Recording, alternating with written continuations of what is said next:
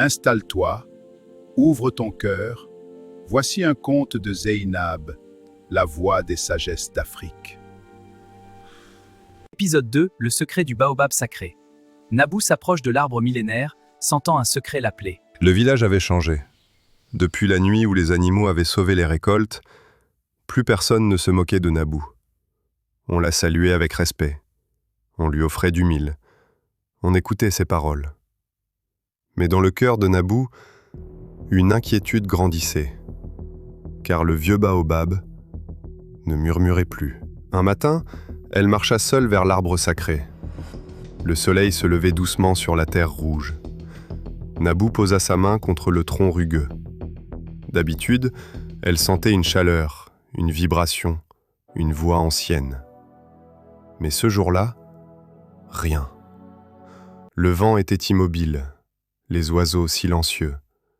Même la gazelle ne parlait pas. Puis, une voix faible murmura. « Le sol est blessé. » Le hibou descendit lentement. Des hommes étrangers approchent. Ils veulent couper la forêt et vendre le bois. Le cœur de Nabou se serra. Si le baobab tombe, le village perdra sa protection. Ce danger n'était pas une attaque rapide, c'était une destruction lente, silencieuse, invisible. Nabou courut prévenir le chef, mais cette fois, le doute s'installa. Les étrangers promettent de l'argent. Nous pourrions construire un grand marché. Pourquoi refuser le progrès ? Le respect qu'elle avait gagné vacillait. Nabou sentit ses jambes trembler, mais elle ne recula pas. Cette nuit-là, elle fit un rêve.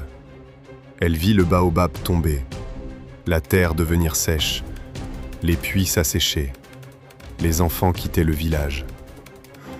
Puis une lumière douce apparut, et la voix du baobab déclara « Celui qui vend ses racines perd son avenir ». Au lever du soleil, Nabou se plaça sous l'arbre sacré. Elle regarda le village et parla avec force. L'argent disparaît, mais une terre morte ne revient pas à la vie. Si nous coupons ce baobab, nous coupons notre propre souffle. Un silence profond envahit la place. La vieille femme sage hocha la tête.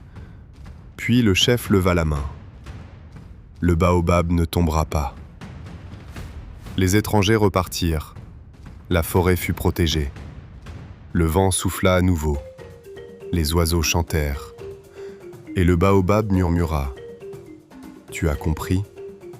Protéger la terre, c'est protéger les générations. » Depuis ce jour, Nabou ne fut plus seulement l'oreille de la terre. Elle devint la gardienne des racines.